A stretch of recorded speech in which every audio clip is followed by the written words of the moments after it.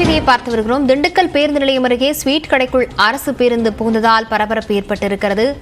விவரங்களுடன் செய்தியாளர் சங்கர் இணைந்திருக்கிறார். சங்கர், இந்த விபத்து எப்படி நேர்ந்தது? பயணிகள் பாதுகாப்பாக இருக்கிறாங்களா?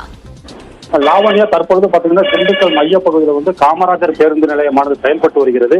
இந்த பேருந்து நிலையத்திலிருந்து தேனி, கம்பம், காரைக்குடி, கோவை, சென்னை உள்ளிட்ட பல்வேறு பகுதிகளுக்கு செல்லக்கூடிய பேருந்துகளின் மைய பகுதியாக இந்த காமராஜர் பேருந்து நிலையம் செயல்பட்டு வருகிறது.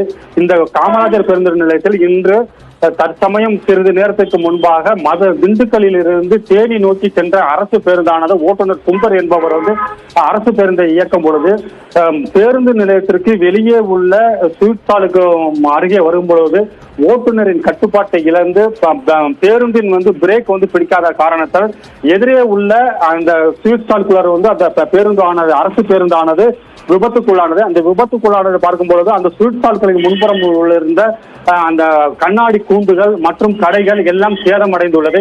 அந்த கண்ணாடி கடைக்குள் வேலை பணிபுரிந்து கொண்டிருந்த அந்த பெண்மணிக்கு அந்த கண்ணாடி சிதல்கள் சிதறி அவர்கள் மேல் பட்ட காயத்தினால் அங்கு உள்ள பொதுமக்கள் அனைவரும் அந்த கடைக்குள் மாட்டிருந்த அந்த பெண்மணியை மீட்டு திண்டுக்கல் அரசு கல்லூரி மருத்துவமனையில் மேல் சிகிச்சைக்காக அனுப்பி வைக்கப்பட்டுள்ளனர்.